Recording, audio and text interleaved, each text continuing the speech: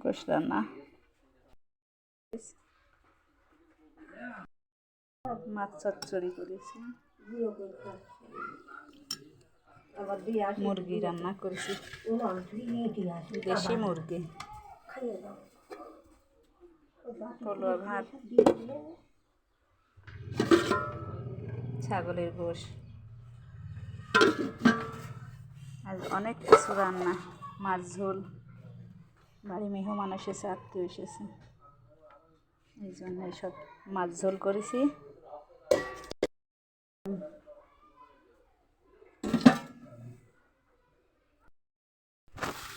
এগুলো আত্মীয় নিয়ে এসেছে, মালটা,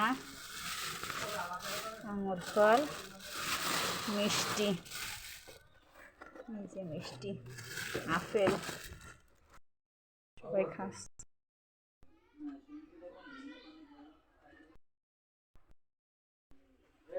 গোশটা অনেক সুন্দর হয়, সব কিছু রান্না সুন্দর হয়েছে, মাশাআল্লাহ মাশাআল্লাহ।